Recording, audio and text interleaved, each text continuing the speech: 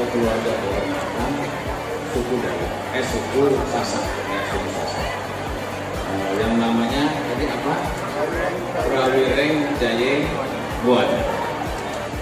Tentunya saya bersama pribadi dan institusi mengucapkan terima kasih kepada tokoh masyarakat yang ada di suku Sasak ini yang telah memberikan penghargaan, kehormatan sebagai warga suku Sasak.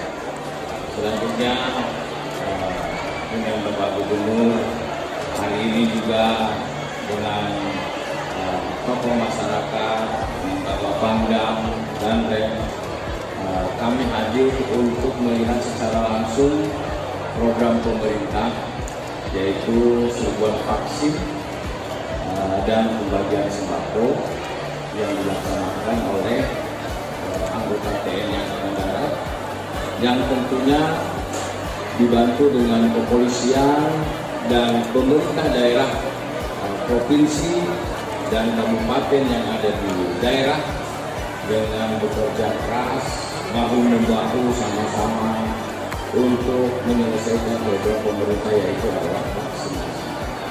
Ini pencapaian rata-rata sudah hampir 80%. Kita harapkan mudah-mudahan ini akan terus berkelanjutan dan masyarakat Indonesia, rakyat Indonesia khususnya saya di Provinsi Nusa Tenggara Barat ini terhindar dari COVID-19. Dan tadi kami berikan sembako bekerja sama dengan Kimia Farma. Ya, target kali ini 1.800 baik sembako maupun vaksinasi ini langsung dari Kimia Farma yang bekerja sama dengan TNI Angkatan Darat untuk melaksanakan sebuah vaksinasi. Ini tidak hanya dilakukan di NTB, tetapi akan kita lakukan di beberapa provinsi seluruh Indonesia. Nanti akan kita lakukan.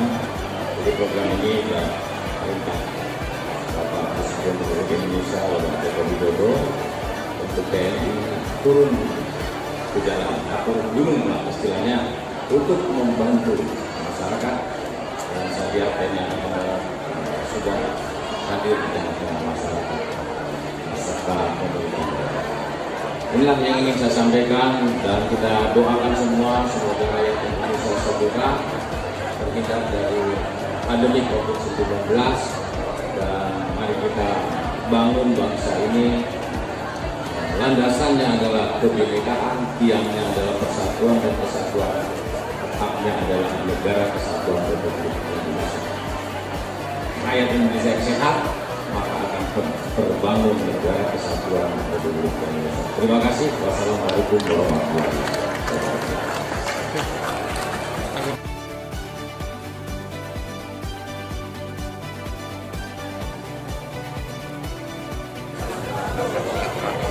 Dan dalam rangka meninjau vaksinasi bagi para santri dan masyarakat, kami selaku pimpinan pesantren sangat mengharapkan pula bahwa di pesantren lainnya bisa diikuti jejak kami untuk melanjutkan vaksinasi yang ketiga dalam rangka kita menghindar sebagai salah satu upaya negara untuk tidak terkena COVID-19.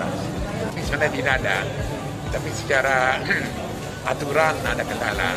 Karena dari kami yang 2.500 ini rata-rata umur terakhir kelas 3 aliyah itu 17 ke bawah.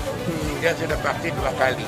Untuk masuk vaksin ketiga harus di antara umur 18 tahun. Nah, jadi insya Allah kita tunggu lagi setengah tahun lagi baru